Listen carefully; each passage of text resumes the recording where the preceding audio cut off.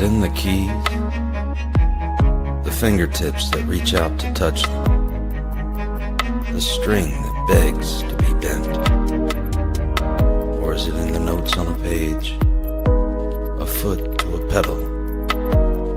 The infinite space between imagination and skill? Or is it simply music?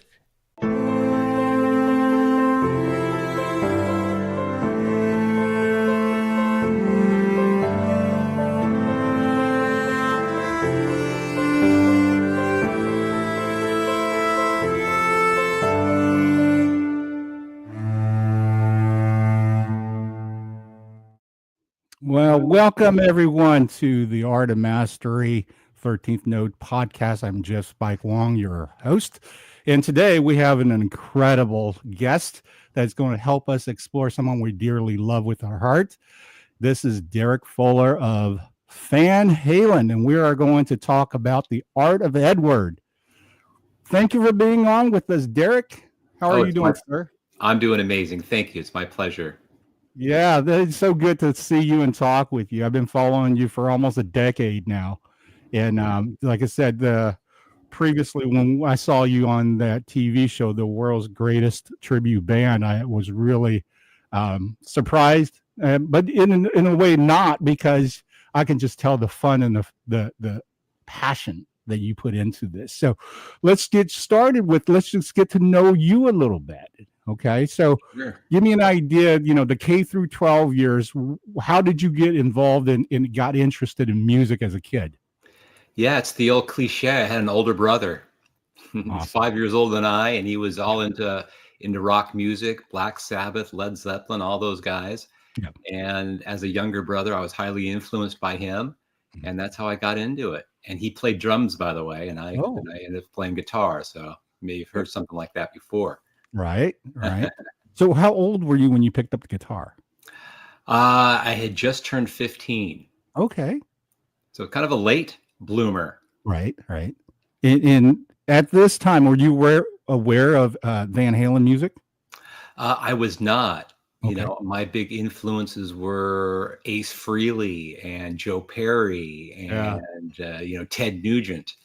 Interesting. That's who initially was kind of my guitar heroes. And then when Eddie came onto the scene, me, like, I don't know how many other millions of guitar players just turned and went, "What is that?" Right. And we all just, gleamed onto that. And it was obviously something so special and different that it changed the world of guitar for sure.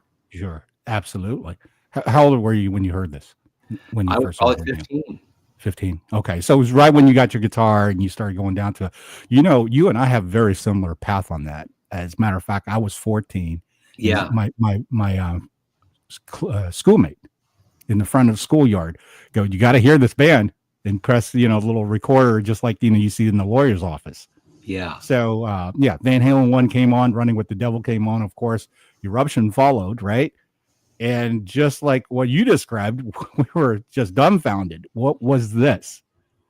So give me an idea. Now, once you get this impact of Van Halen, what did you, in sense of the inspiration, were you now going, well, this is something different. This is leveled up? Because I, too, was Ace Frehley fan big times. And I grew up in Texas. You're a Southern California kid, right? That's right. So prior to hearing Van Halen, you were not aware that they were this phenomenon thing going on in the Sunset Strip or the Pasadena area? I was not. I was just too young. I wish I had. I grew up when I was able to finally I was old enough to go to the Sunset Strip. That was when Motley Crue was coming up. Yeah, I got to experience that whole trajectory, but not with the Van Halen one, which I wish I had, but I was just too young. Right. Me too.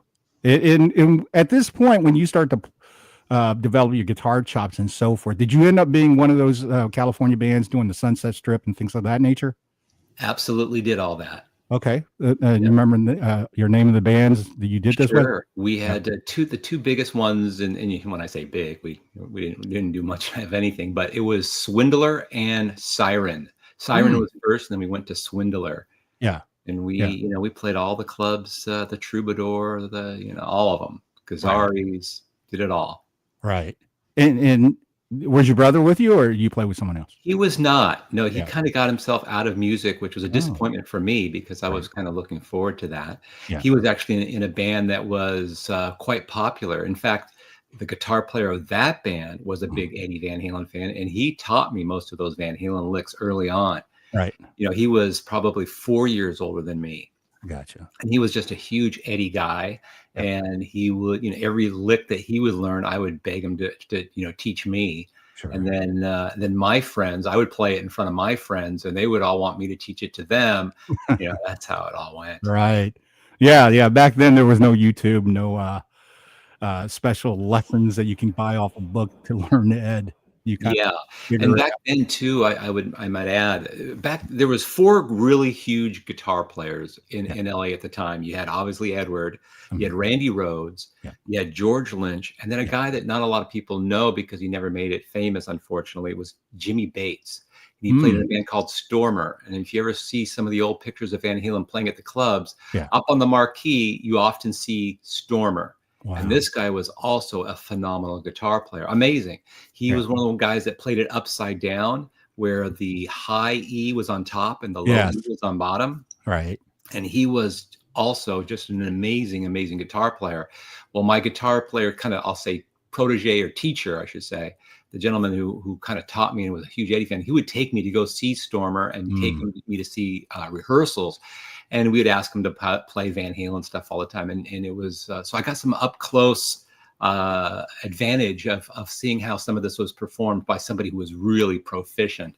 And that was always obviously very helpful. Right. Right. Oh, absolutely. And that was the only way to learn. There was nothing on TV. That's right. Did you put your thumb on the record and try to slow it down, Yeah. I think we did that. That's what I was going to ask you. Did you sit there and manipulate the turntable with your finger to figure out how? I remember doing it huddled with my friends for when Pretty Woman came out as a single. And we all went to my house. We all huddled around that turntable and slowed it down and worked on that to try to figure it out. Were you in high school at this time? Yes. Beautiful years, weren't they? And that's kind of the magic that what Fan Halen does is bring people back to that time. Right. That's our biggest compliment. When we perform and somebody comes up and goes, "Oh my God, you took me right back." Yeah. I mean, that's our favorite compliment. So when I say that Van Halen literally shaped our culture of the 1980s, would you say that's a true statement? I would say absolutely. I mean, they were the biggest rock band in the world at that time. Yeah. Especially 84, 83, they headlined the US Festival. I mean, they were the biggest rock band in the world.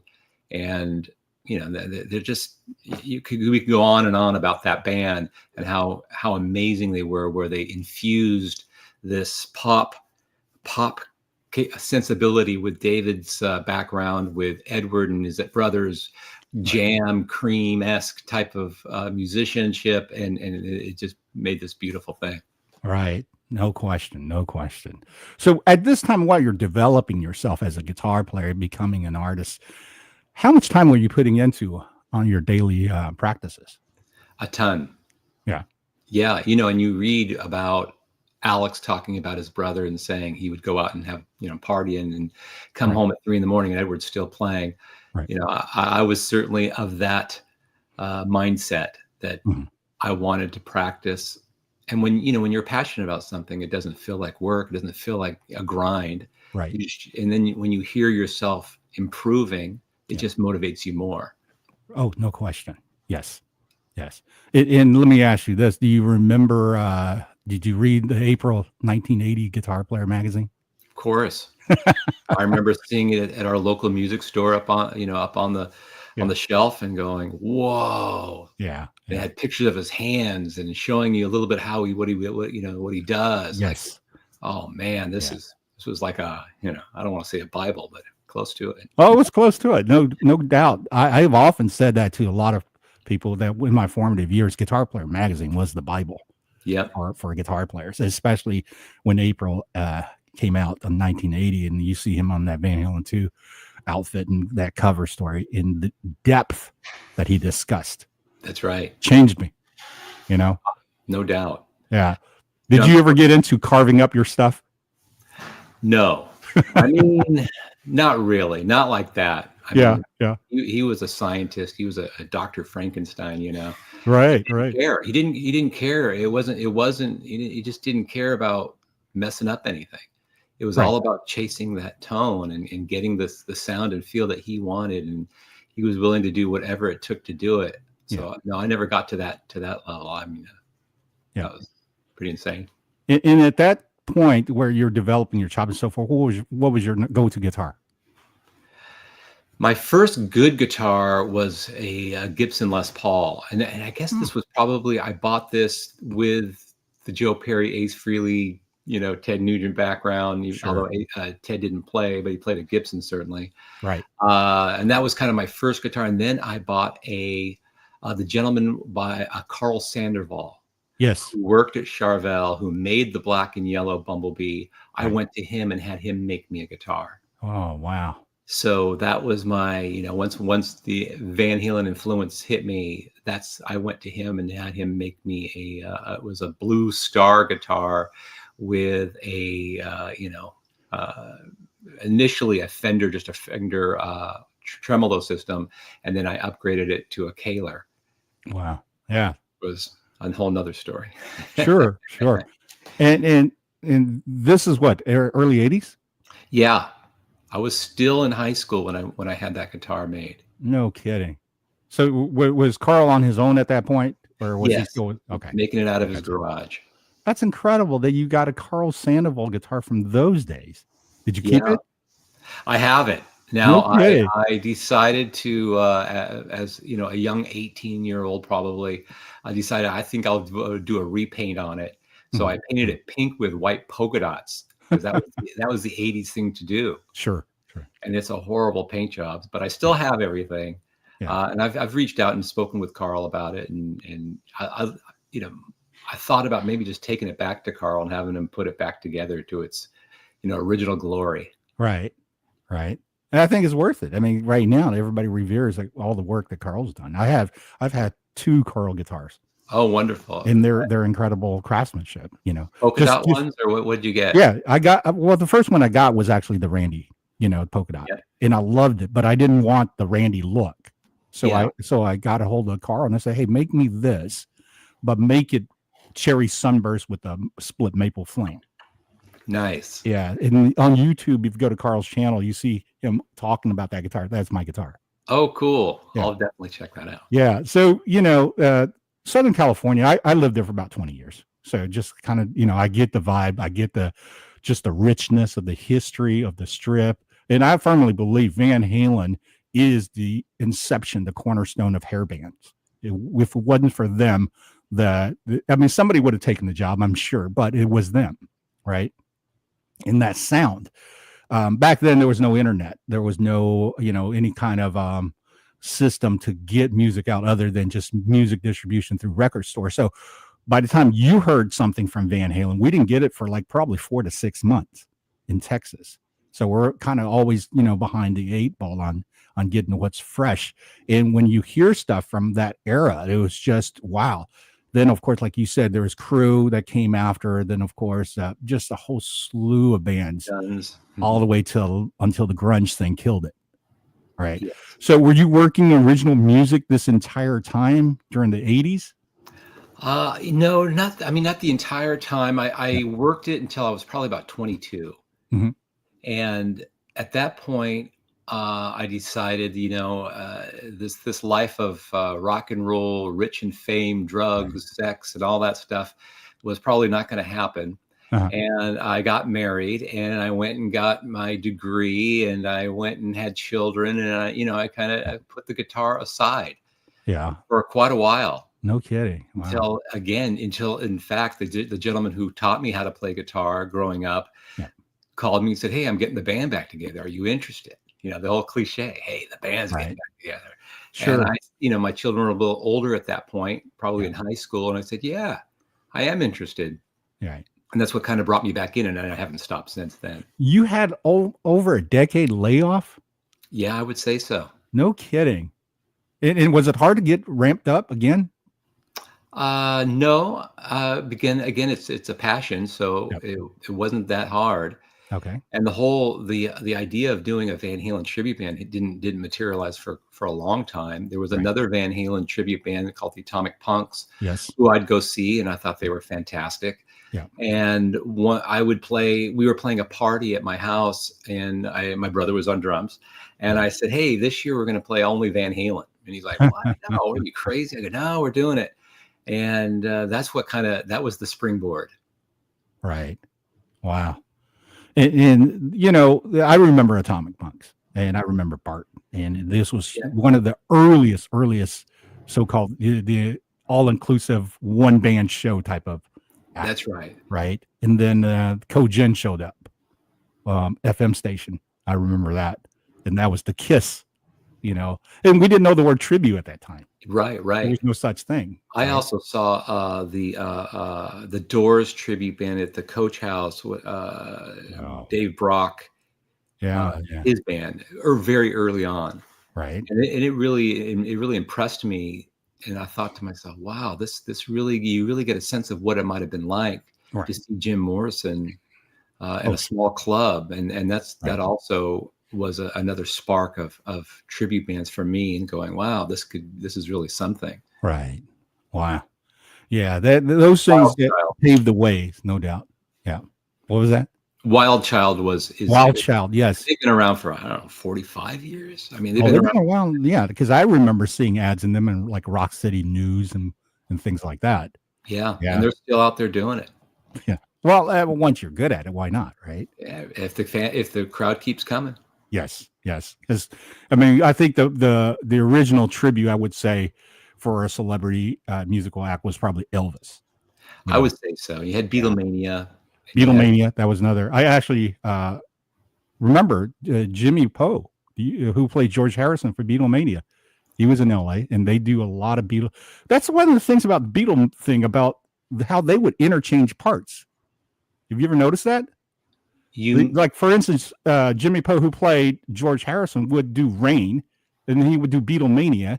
Then he would go to another band. I mean, he would oh, tour yeah. as George. Wow. Yeah, yeah. That I thought was very unique in the tribute band circuit, Yeah, because I don't see you going, okay, well, I'm going to go to Michael Jackson's show and I'm going to go do Beat It. right. Although that would be really cool, wouldn't it?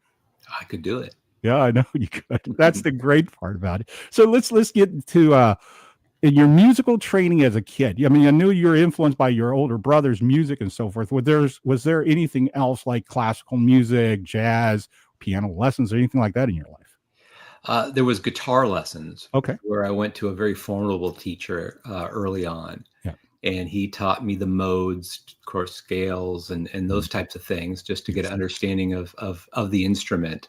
Right.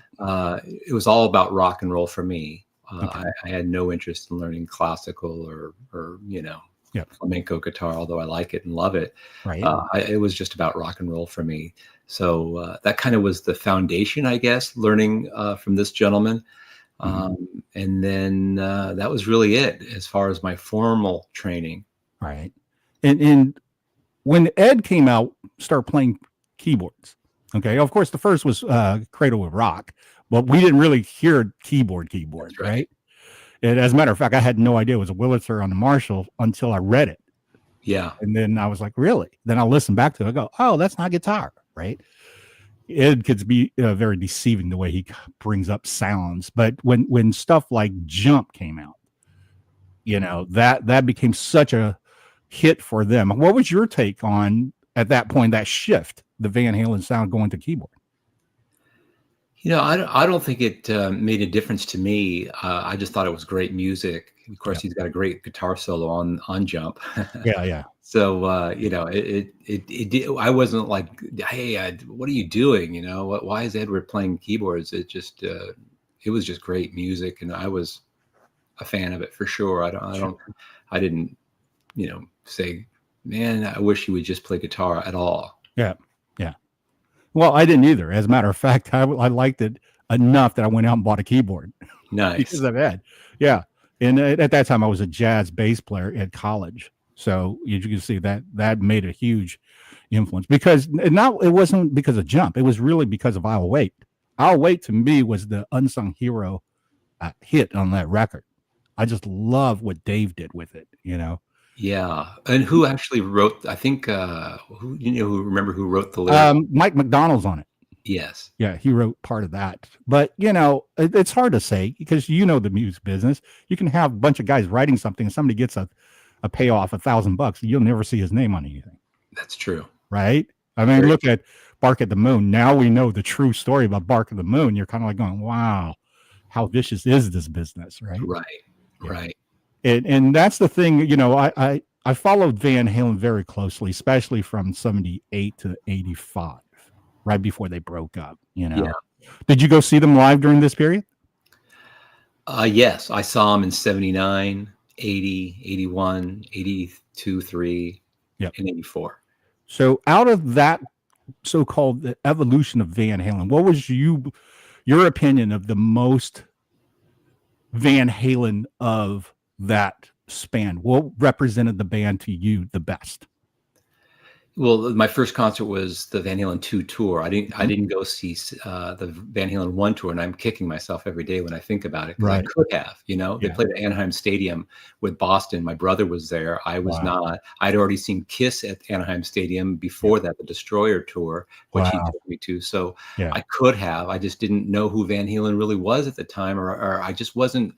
I don't know what happened. I talked to my really close friend about it because we'd go to concerts all the time. Sure. And we both just kick ourselves. So, but as far as, the US Festival, I guess for me, I mean, I was there, a lot of people, including Noel Monk, say that was a really bad performance, but I didn't think so. And I still don't think so. I watch it.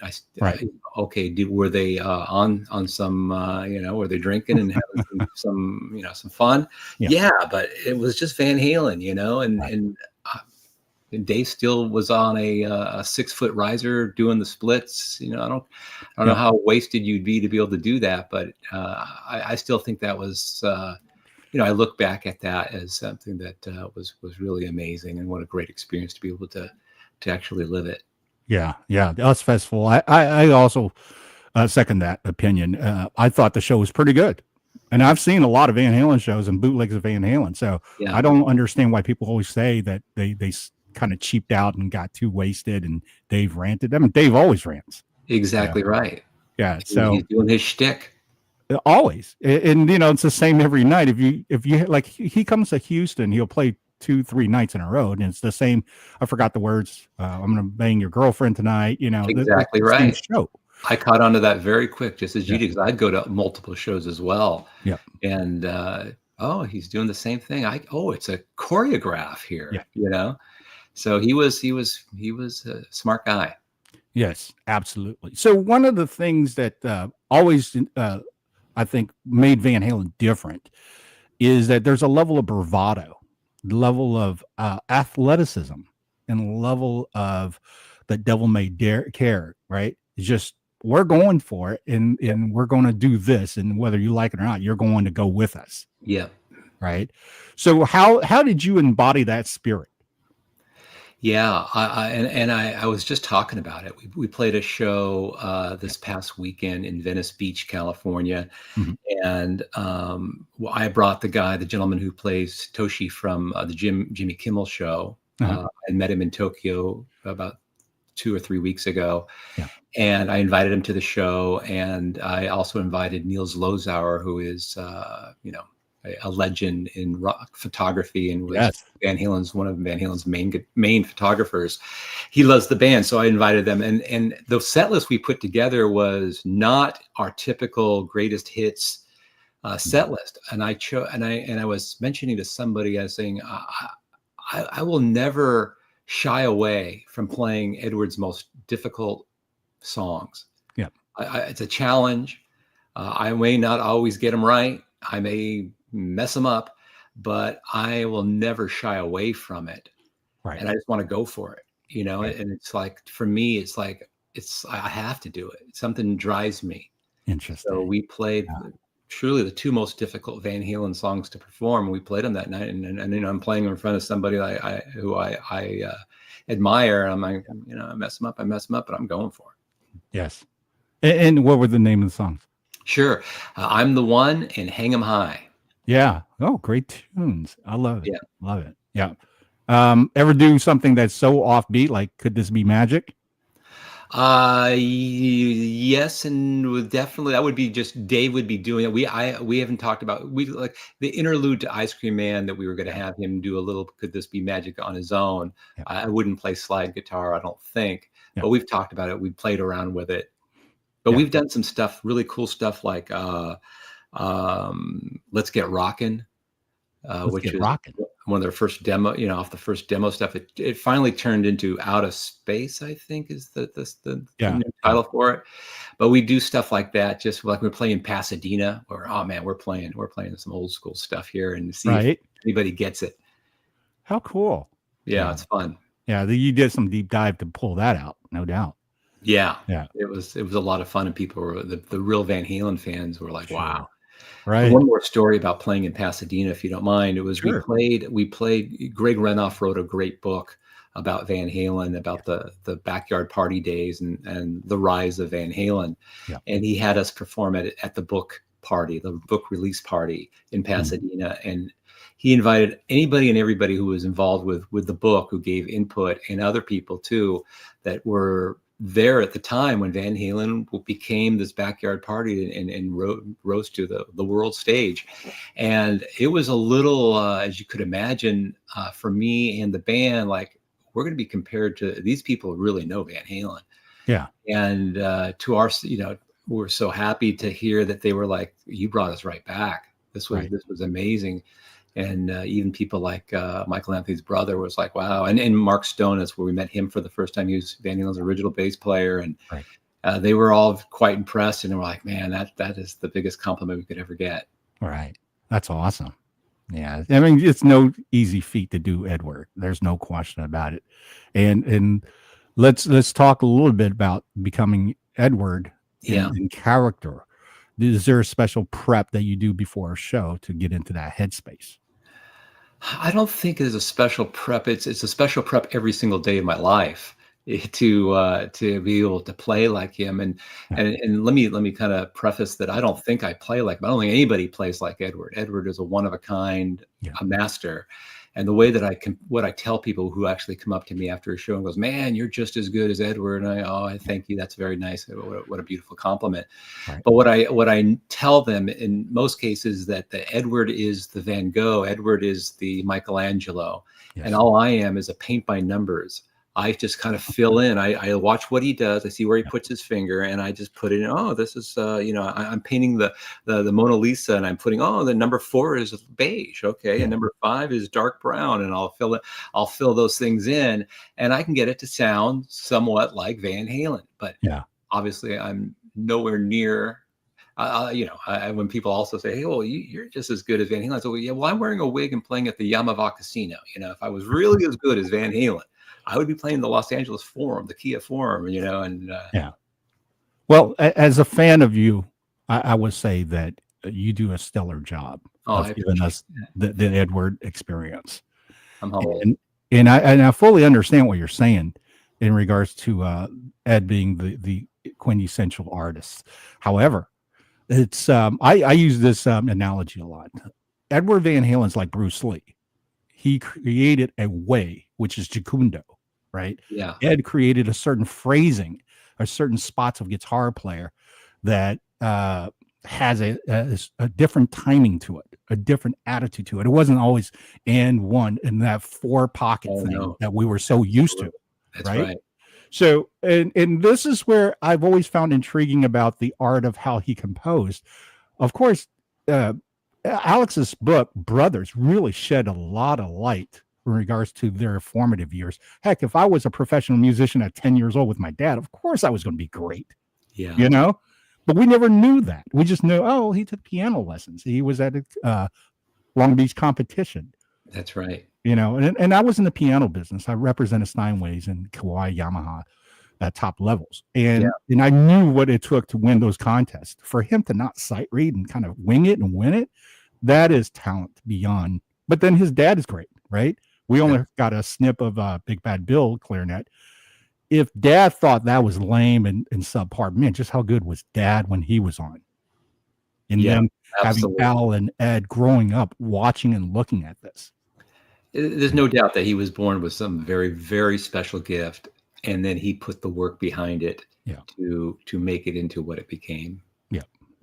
Yeah. And I think he taught us a discipline beyond just the guitar. It was a focus, like you were said, the passion behind playing and the practicing, sitting on the edge of the bed. How I remember that story of Alex go out party, Alex come back home at 4 a.m. He's still sitting on the bed. That's right. Yeah. So I made sure that I was doing that, because anything less was not going to be acceptable if you want to be at the level of Edward Van Halen. Here's what I like it to, Spike, is that I put in a lot of time. Yeah.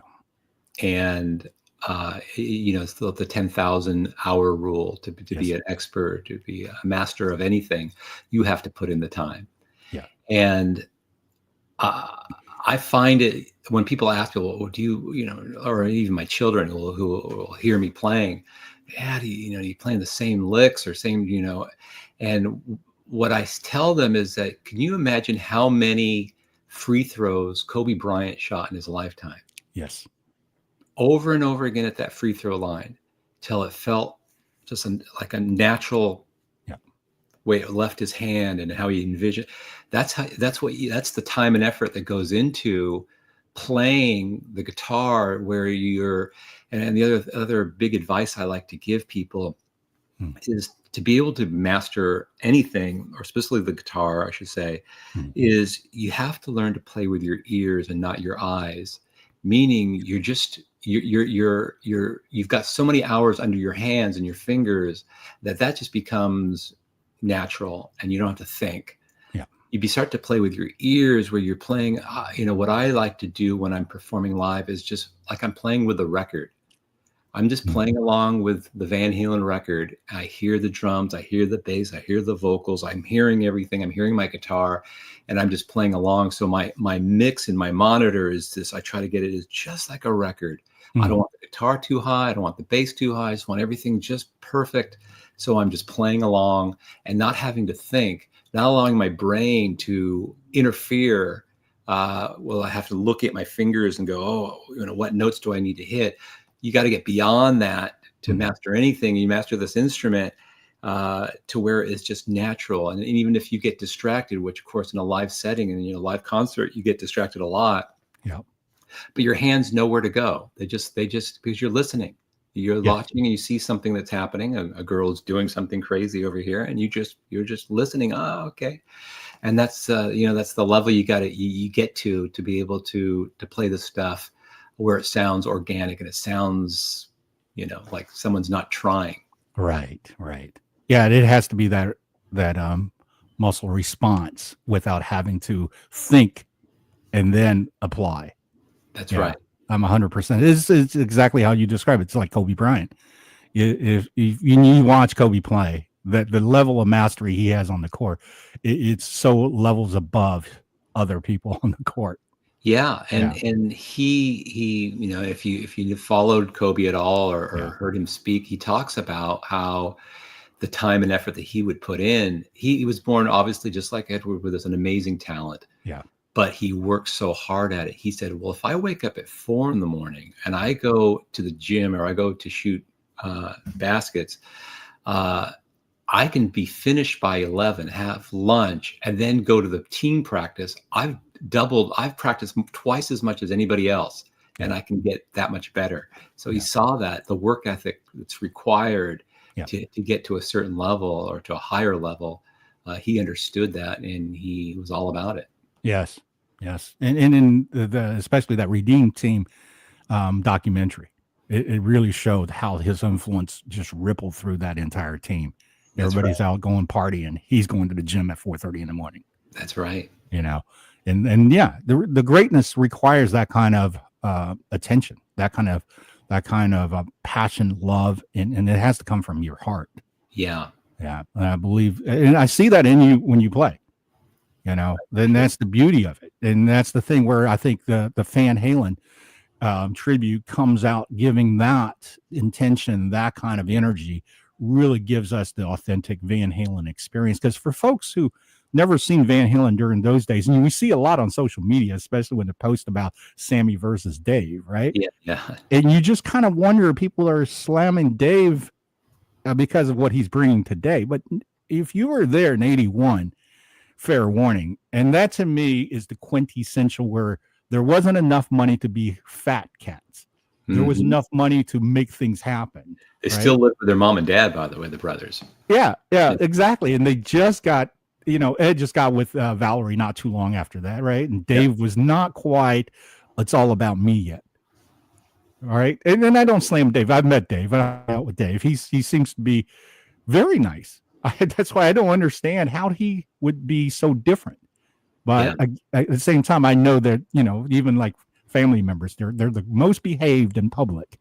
But man, and when they're with the family, you're just like, what are you thinking? What are you saying? Yeah, right. Yeah. So I get that point of it, I just can't even fathom that Ed had that much pressure where it's like, okay, what do you got for the next record? Every year, what do you got? What do you got? That's got to be tremendous pressure for that guy. Yeah. For a young man, especially, he was, and somebody who was shy and no doubt needed, So. Right. I was just going to add real quick, if I can, on the sure. Kobe Bryant thing, because I don't want to let it get away, because it's kind of an important point, is that even Kobe Bryant had 40-point games, and then he had 12-point games. Yeah. In other words, we're all human. Yeah. So I'll have a great night where I feel like, man, that was just so easy. And I'll have other nights like, geez, I couldn't get it together, And that's the human aspect of it, that even the greats have their ups and downs, and some nights are going to be great. There's these variables that are thrown at you that, whether Kobe's got, he's playing against somebody who understands how to defend Kobe, or it's me. I got a terrible PA system that sounds horrible, and I'm trying to make it work. You get these variables. So some, like Kobe and even the greats, we have some great nights, and we have other nights that are not so great. Yeah. Yeah. Well, that's the nature of performance, right? But Sure. I think it's even more pressure, especially on you, that you're going out there to portray an iconic figure that is on the level of Mozart and Beethoven. Yeah. And this is not fluffing Ed by any stretch. If everybody really look at, of course, I agree 100%. Yeah. I mean, you especially you being a Southern California guy, right? You saw when Van Halen came out in that sense of blowing away Sabbath. I mean, even in Texas, we were all talking about it. I didn't go see the show. My girlfriend went. Yeah. The next day at the bus stop, the only thing she could talk about was really Van Halen. And I'm thinking, who the hell is Van Halen? But she was so blown away at 15 seeing that it was like, well, how was Black Sabbath? Well, yeah, okay, man. And there wasn't even a discussion. It was nothing but Van Halen. So I knew that was going to be something incredible. And then they came for the Van Halen tour for the smaller halls, like the 5,000 seaters, 6,000 seaters. But they headlined, which was unheard of at that point. You're just coming on your second record. You're supposed to do the middle slot of a major tour, right? Yeah. That's typically the system. And then my first tour was Women, Children First. And I was on the floor, and I could not believe what I was seeing. Not only what I was hearing, but what I was seeing. Yeah, of course. Exactly right. How visual they were, and how much they were like shot out of a cannon. I mean, they were just unreal. I have a great women and children memory going to see that show. Yeah. I was in the back of the hall. I think it was at the Los Angeles Sports Arena, that tour. Yeah. And a friend of mine, we were sitting together, but there was between us was a handicap area where you could have wheelchairs. So we weren't like our seat numbers were together, but we weren't together. And we were sharing binoculars because, we got to see what Edward's doing. Well, trying to figure all this stuff out. And at one point I see the crowd surge and go up, and they're just forget seats, forget everything. We're all going to the front. And I saw that as an opportunity. I'm saying, I'm going, and my friend had the binocs at the time, and I'm just running as fast as I can down the riser onto the floor. And I remember being with this crowd of people, and I look to my left and I go, hey, I'm equivalent to front row at this point. and there's other people in front of me, right? Because the front row moved to right to the the fence, if you will. Yeah. And I remember looking at Van Halen, and I remember them laughing and pointing, and just it was a big party, and everybody was just smiles, and it was like, wow, this is like church, this is incredible. Right. Yeah. Yeah. It was very much a religious revival, as Dave would always say back then. Yeah, I felt it. I there's no question that once you experienced Van Halen in those days, you did not miss the upcoming tours. No doubt. And you go to as many as you could afford. Yeah. As a matter of fact, that became bigger than anything, I think, in music. The only thing I thought that was even going to be on par was when Led Zeppelin did In Through the Outdoors, and they were going to come back out for that. But unfortunately, Bonzo passed, right? Yeah. But at that point, Kiss waned, so they weren't really getting in business. The Van Halen single-handedly destroyed disco and pop, so brought rock back to the forefront. No doubt about it. Right? And punk rock was big at the time as well. Yeah, punk. And it just new wave came in. I remember Hit Parader magazine was featuring tons of that stuff. Yeah. By the way, I would go see that too. I was a fan. I went to see Duran Duran. I'd go see Erasure. I'd go see these bands because I was just I liked in LA. You had K Rock, which was the new wave station. You had KNEC or KLOS, KMET being the rock stations. Yep. And I listened to it all. I was a big fan of both, and still do. I still enjoy a lot of new wave music.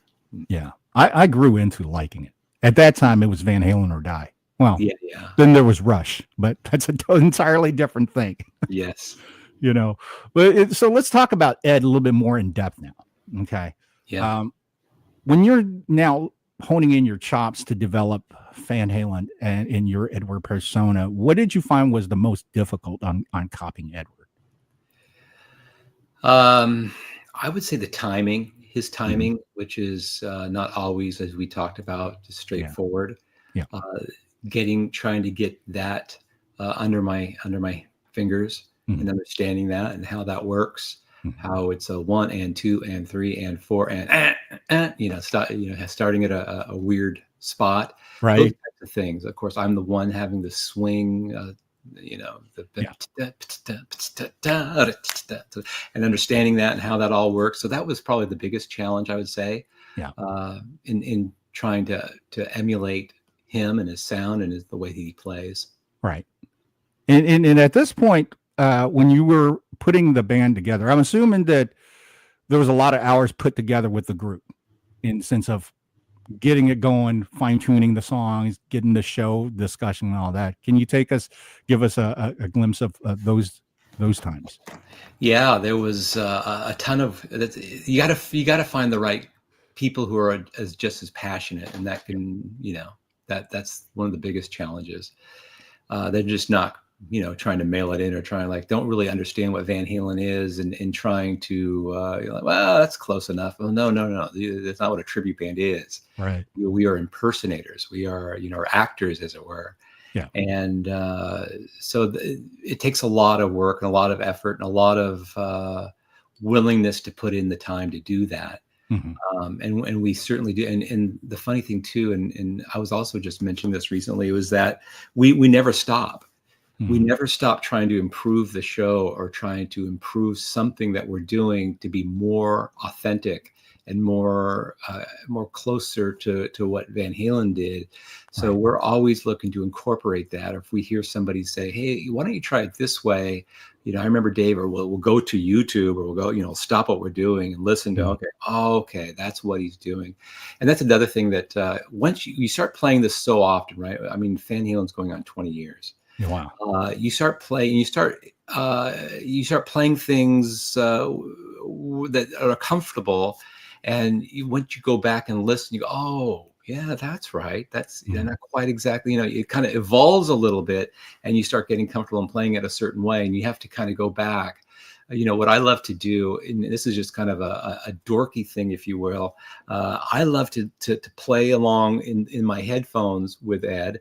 You have all these isolated tracks of him playing, and I love to just play along with it, so I can just hear, and I can hear anything that deviates. You can hear like, oh, that's not quite right. He's doing something a little bit different here. Try to, a friend of mine will come over and we'll just kind of dissect. And I go, no, in Panama, he's not really hitting this chord. He's hitting it open with this. And yeah, that sounds way more accurate. And, and once you achieve that, that's awesome. Sounds so much better, and so I spend a lot of time doing that and enjoy that. Just enjoy the aspect of getting that much closer. Yeah. And that's the art of Edward. The ability for him to not do a 1/5 chord. He's doing a third, right? He's doing a fourth here. Yeah.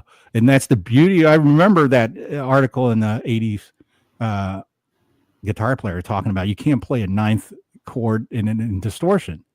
And I'm thinking, what is he even talking about? Right. Yeah. Right. And he made you want to learn. He made you want to understand his point of view. And that's the beauty of when you dissect Ed, you hear these nuances. He's breathing through this music opposed to, the way of recording is let's cut 4 bars, 8 bars of this. Let's just go ahead and loop that. Right. And then we'll solo this and we'll take this piece out and we'll add that piece in. Although I hear some of that on Fair Warning opposed to the early stuff. But it was done with such a craftiness that you didn't ever feel you lost Ed. Right. Where certain things like you can hear, I would say Kiss records or Zeppelin records, you go, oh, okay. You can tell they went into the studio and went, that part was this, and it came from another part put together and all that. And they often said, and I'm sure you've read where they didn't want to put a record out that they couldn't perform live. Yes. They wanted, so they would record live as much as possible. Of course, they did have some very few overdubs. And I think maybe as you're mentioning, Fair Warning had maybe more than most. Right. But they wanted to sound like the record. Right. That's pretty impressive. Yeah. And especially as diverse as the way they wrote, their ballads is not power ballads. They're not like Little Dreamer. Is that a ballad? Is it, Yeah. I wouldn't call that one a ballad, but it's so slow. Right. Or A Woman in Love. Women in Love, right? We played that last weekend too. That's deep awesome. That's such a great song, isn't it? It is. Of course, the backing vocals are crazy. Oh, to do the vocals on that band, it's got to be a chore, and it's got to be rehearsed and timed well. I mean, that's why I hand it to you guys. That when you go out there and do the Van Halen experience with Fan Halen, that is it's spot on in the way it feels. And I say that because I've seen Van Halen at that era. So it's not like I'm just going, well, I saw a video. No, I was there. I saw it. And when I saw you on TV, I was like, oh, wow, look at this. Right. One of the things that always intrigued me the most about you having to do this over and over is that physical demand of that show. These guys weren't staying around like the Beatles or, these guys were just bouncing off the walls the whole hour and a half to 2 hours when they're on. How do you prepare for that? I eat right and I exercise. That's for sure. You got to stay fit and stay, especially as you get older. And I spend a lot of time in making sure that, and my wife is my health coach. She's all into health. So that's great. I definitely work at it, and it takes that to be able to do that and be able to perform like that. And I often say, when Van Halen would do it, Edward just, he wrote this music so he could play anything and everything that he wanted. Right. And he would throw in a lot of different stuff, which was really obviously very entertaining and awesome. And then with a tribute band, the expectation is they're going to hear the record and you can't really deviate too much. Right. So I'm having to play like the record and jump around like a lunatic. Yes. That's a challenge all of this, itself. Yeah. Oh, no question. And that's where, years later when Ed's saying my hip, I fully understood that. I often think about that, it's like there's some things that I'm unwilling to do where Edward would run across the entire stage and slide on his knees and fire. Okay, I got to draw the line here because I know the end story of that. I know what happens. Yes. And just the pure in place scissor jumps. That is so iconic. It's like a Bruce Lee flying kick, right? Everybody is aware of that image, and you do it in your show. I try. Yeah, No, you do I it mean, very I mean, well. when I watch Edward, especially as a young Edward, I Yeah. mean, he's like a gazelle. He just goes up, and the Yeah. legs go out, and it's just amazing. Yeah. And as he got older, it came a little bit more like I do it.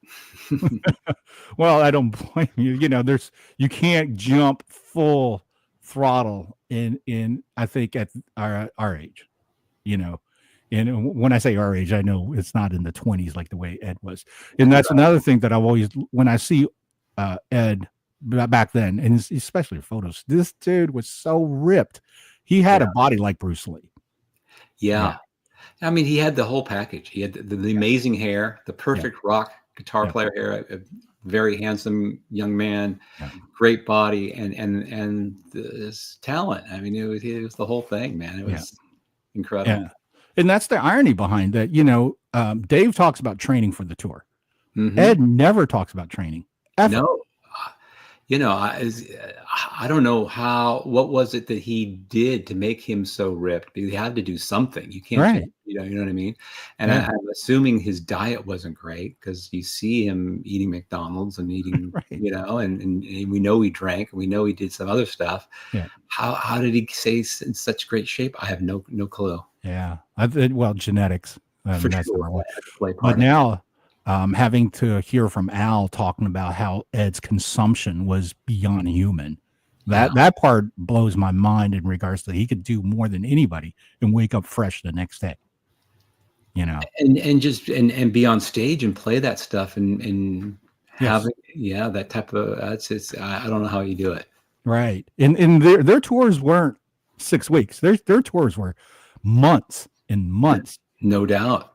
Yeah, because the way they worked back then, it was, you know, there was no time off. And when they wanted time off, if you were hot, like Diver Down, they were pushed right back into the limelight to go make more money. Exactly right. I can only imagine how much pressure it was from Ed having to deal with Dave in that argument. And it's just like, hey, I need some time away from you. You know, I can't even imagine what that was like. Right. I saw it. I can see it on live on stage by the time Diver Down came around, that there was not the same kind of connection that Fair Warning had. Yeah. But at the same time, I'll be fair to say this, that on Fair Warning, I was very fortunate the way they played in Houston. It was in an old stadium hockey arena called the Sam Houston Coliseum.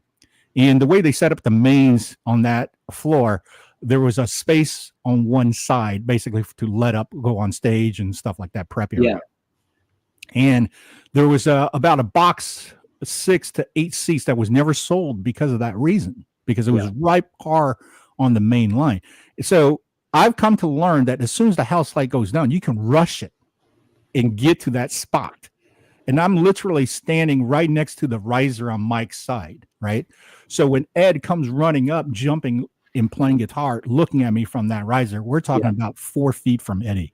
That's amazing. Right. So as a kid, I think I was 16 at that time, total Van Halen. I mean, we're talking about the haircut, the striped shirts, the whole I went to school like this. You know, I took a 78 Stratocaster and carved it with my dad's router. That's how much I was into him. Yeah. But to see him to play, that was the first time I saw him do Cathedral. Yeah. It was actually on Fair Warning. Do you remember that? I think I do, during his solo spot. So because it was new. It was like nothing we've ever heard before. Right. And then it came out on the record later. Yeah. But another thing that I definitely recognize is this dude was drunk out of his mind. Yeah. You know, I can see it in his eyes. He's smiling, he's wavering, he's sweating, but you could just tell he was just drunk and partying his ass off. In the meantime, I'm looking at Mike's road case. Yeah. Which the bottom drawer is nothing but Jack Daniels. Right. And what he was doing is he would pull out, well, whoever was roadieing for him at that time was pulling out bottles as soon as he was finished with one. And then he had a bar set up on another road case. And he would be pouring drinks. He'll take a drink and then start handing them out to the audience. Man, those guys, it's incredible. So unless you were right there behind Mike, you didn't see this. And I just... What a great vantage point. Yeah, and that's the party spirit of Van Halen that I read about it, I've heard about it, then to see it, you're just like, wow, I want to do that. Yeah. Right? And that's why it's so fun to see you encapsulate with your group that kind of spirit, that kind of fun factor that that we no longer have from a lot of rock bands. We often get that from whether it's the production team after a show or the audience, like, man, you guys just have so much energy. It just was so fun. And that's that's what we're going after. That's what Van Halen did. So that's what we got to bring to the stage. Yeah. And let's go to some of your favorite stuff. Like, give me your top 3 Edward solos that you love. Not necessarily have to play, but just love. Yeah. Of course, push comes to shove. Yeah. I think everybody loves that one. Everyone loves it. It's just it's how he came up with it. I have no clue. It's just amazing. It fits the song so beautifully. It's just perfect. Yeah. Of course, Ice Cream Man with the crazy stretching and the 4 notes per string, and which is just off the charts. Man, there's just so many great solos that I mean, gosh, I love them all. What was the hardest one to work on? The hardest one, let me think. The hardest one to play.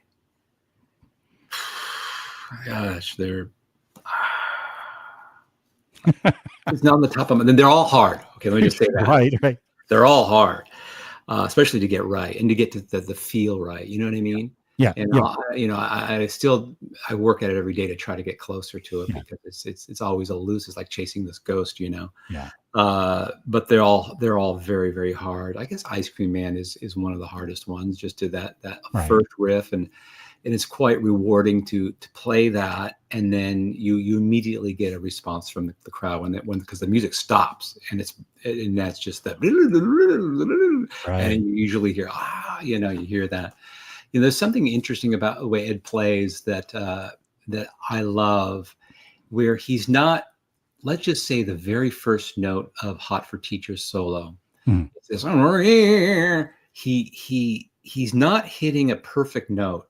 And he does it often. He does it throughout a lot of solos. I can think of Where Have All the Good Times Gone? He does it. Everybody Wants.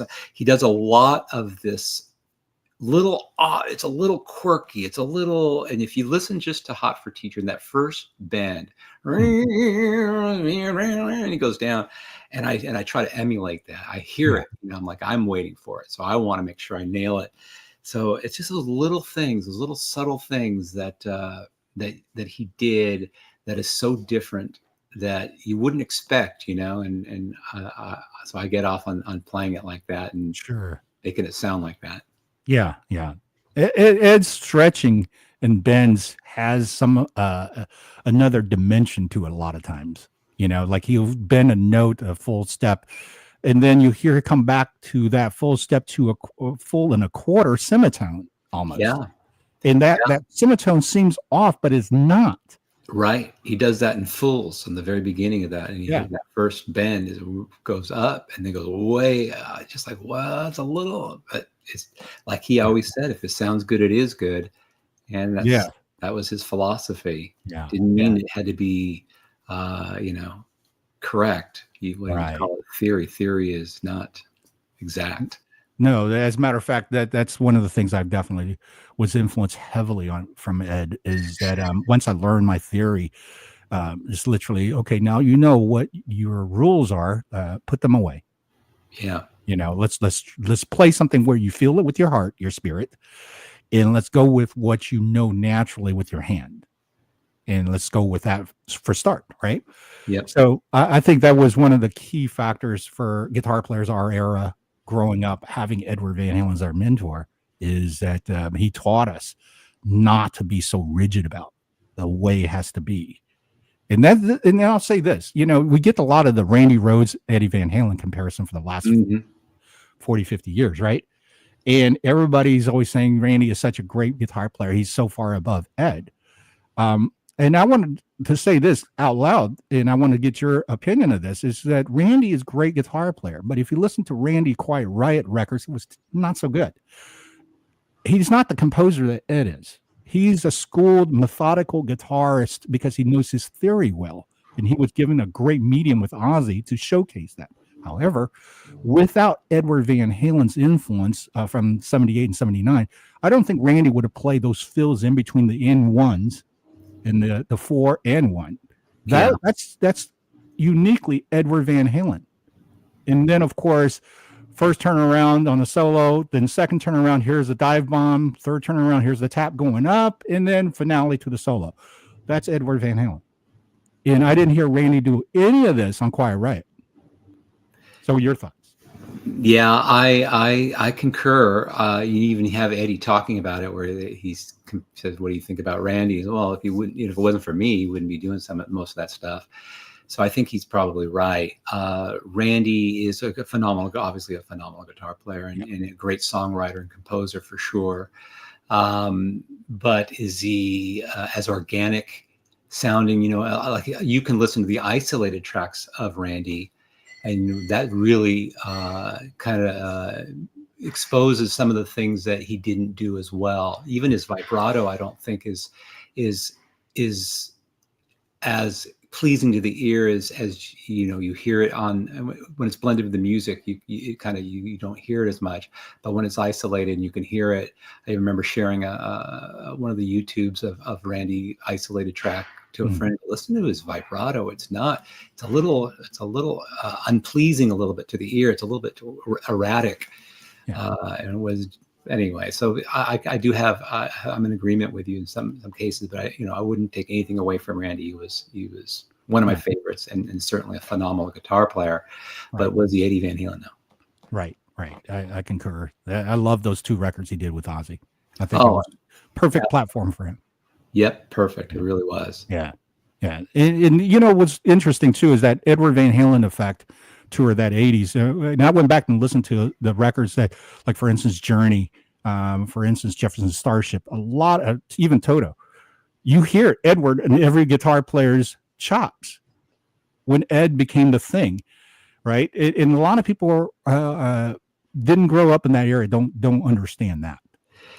Absolutely. And even kids today who hear Van Halen and they obviously know it's good, but they don't understand that the difference is kind of like the same thing with Hendrix. When it hits and you've never heard anything like it, it's life changing to as a musician. Yeah. You're like, what's going on? It's just such an impact to all of us, and they don't know that. They didn't experience that. They just hear it and they hear their dad trying to play it, and they hear, it's like, whatever. And then it's just, there's not an appreciation for understanding what an impact it had. It's like an explosion. It was an eruption. It was, yeah. It takes, the folks like us who's grown up with it to continue to kind of educate the new generation of just how this phenomenon and this great musician, great composer affected the world. Especially, let's look at the guitar industry.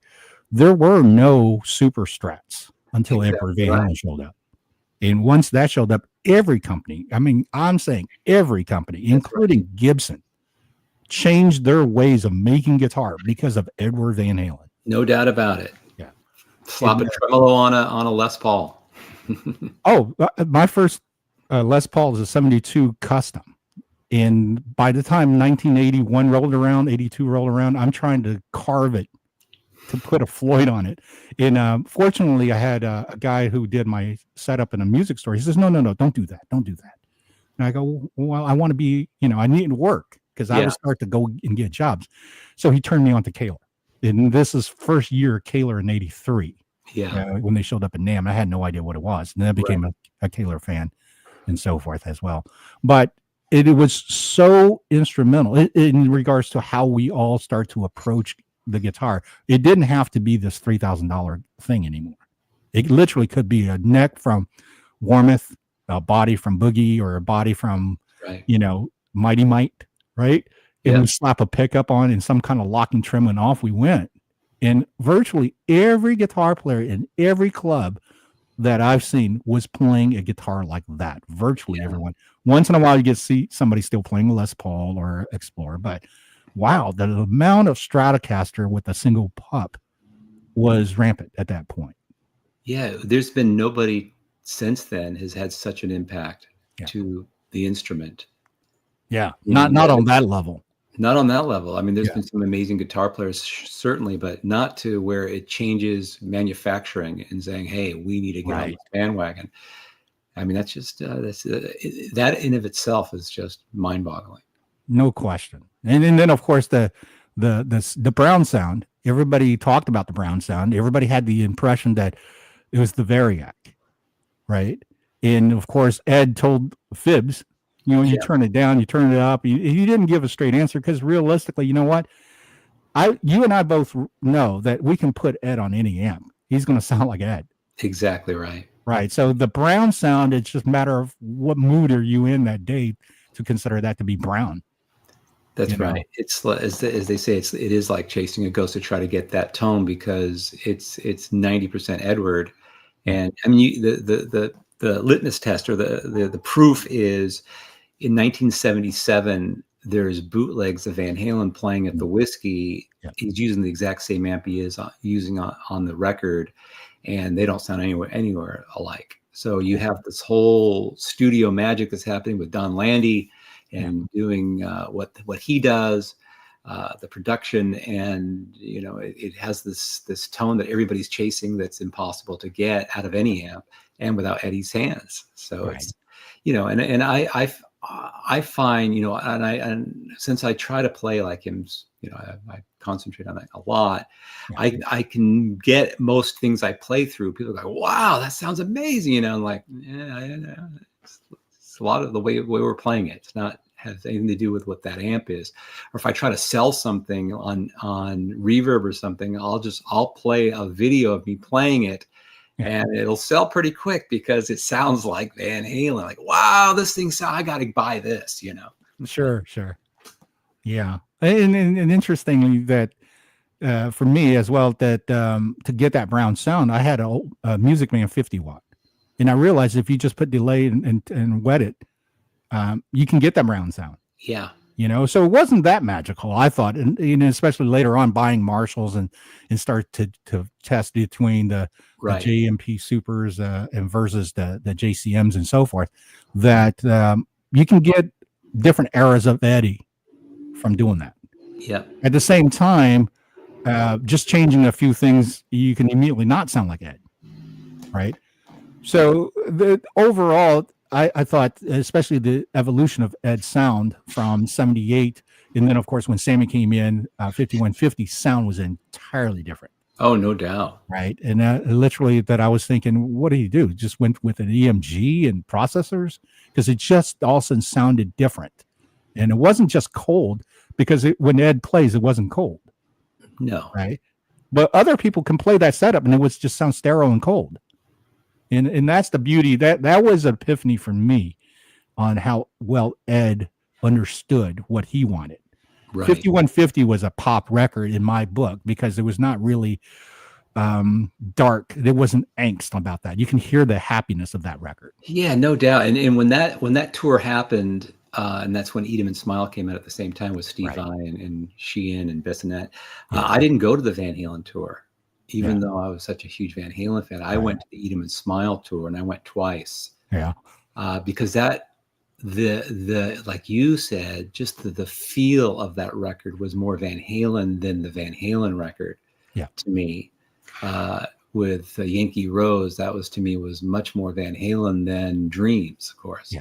Right. So I went away from the Van Halen. Not that I didn't buy the record either. I just I heard it, of course. Right. And that was just kind of a fork in the road, I guess, a little bit. And then I didn't go back to see Van Halen until I want to say the live album, I guess, tour, and then Fernal Car, the FUCK album, and then Balance. So I did come back, but I was more following what Dave was doing and Steve Vai, and I became, I really admired those records. Yeah, that 86 with Eat 'Em and Smile was another level for Dave, and I too was a huge fan of that record. Of course, I was a huge fan of Skyscraper. I thought that was a great record.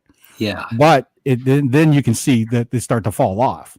Doesn't matter who you brought in, how great the gunslinger was. It didn't have the same kind of magic to it. Yeah, and I felt like Skyscraper had a much bigger Steve Vai influence. You could hear some of the Yes. stuff that Vai likes to do, this Right. sheenas and this more, you know. Yeah. It was a little bit more lush, a little bit Mhm. more pleasant on harmonizations and those things where Yes. Van Halen went often against the grain. And that's the edge that I Raw, absolutely the love. edge, yeah, Right. all that stuff is what, Right. and that's what, why I preferred, when people ask about Van Hagar and Van Right. Halen, I mean, it's just that edge. It's that we are hungry. We're going to take on the world, and Right. we're gonna blow people away. And that was what that was all about, and it sure did it. Right. And then when it got to the Sammy Hagar era, it was more about the melody and the songs and it was still very obviously great. Yeah. Not taking anything away from it. It didn't have that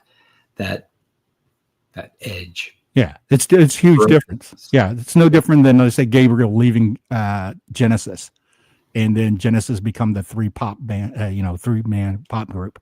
Yep. Taking nothing away from that pop sound that It Genesis was great produced. for sure. But Lambs on Broadway, that's entirely an experience on its own for Genesis. So we're a little bit over an hour. We want to start to wrap this up for you, and I want to thank you again so much for being on and sharing your knowledge, your passion about the art of becoming Edward. You did something that was very unique. You went to Sunset Studios and recorded and played in the same room. Tell us about that experience. I mean, it was, I actually write about it, the entire experience. It's on our website under Sunset Sound. And it was a very magical day. It was it's an experience that I would, Whose idea was it?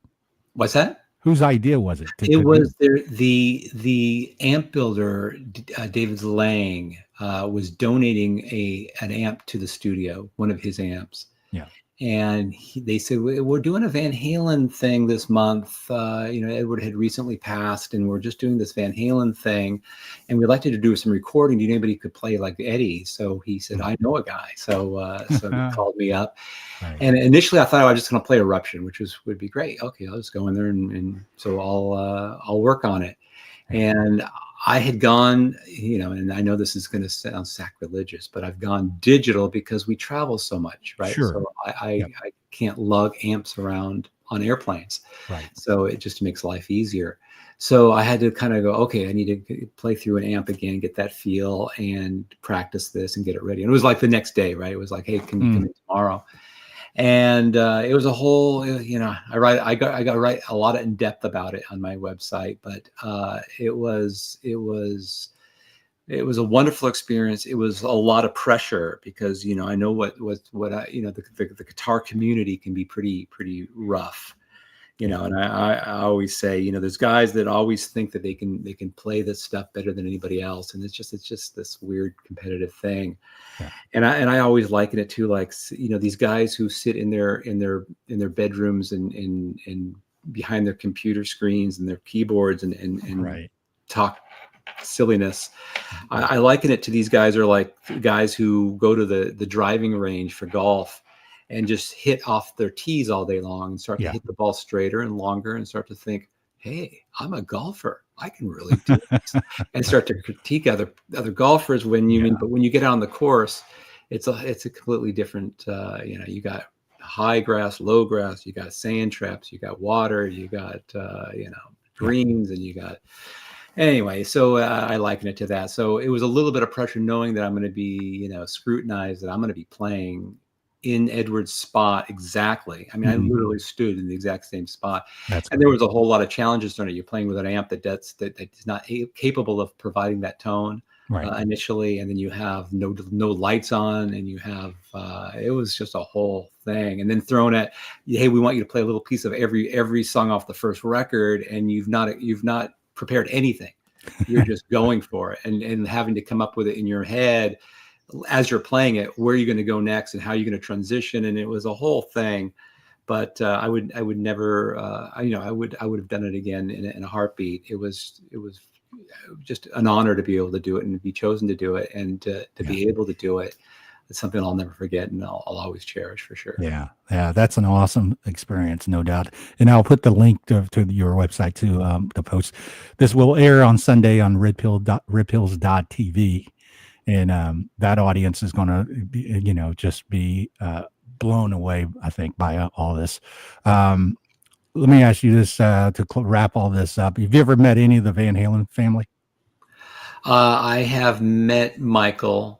Of course, we met Mark Stone, and Mark Stone sat in with the band quite a few times. Yeah. Great, just beautiful human being. Yeah. And Michael too, is just the nicest guy, as everybody will tell you. Yeah. I never met Edward in a one-on-one. I met him at in a group setting. So, but he certainly knew who the band was. He made that known.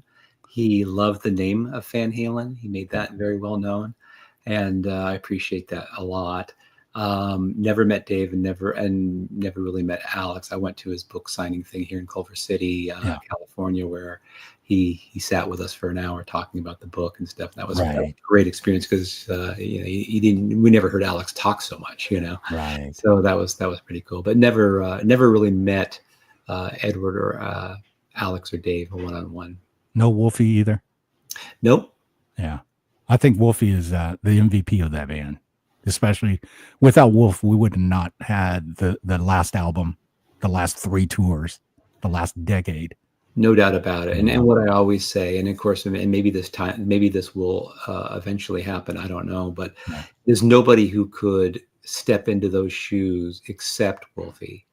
Yeah. If they ever do a reunion, and Alex and Dave and Michael and even Sammy, it would have to be Wolf on guitar. There's just nobody else. I mean, you have great players, Dweezil Zappa, Nuno Bettencourt, all these guys, Paul Gilbert, who are, off the charts, amazing guitar players. But to give it the credibility and give it that tone and give it that feel, it's 100% Wolfgang Van Halen that would have to play that role. And it's the only one that could make it legitimate. And I hope that day happens. Wolf is having an amazing success on his own. I know he really wants to make it on his own, and you can't blame the kid. Anybody would want that.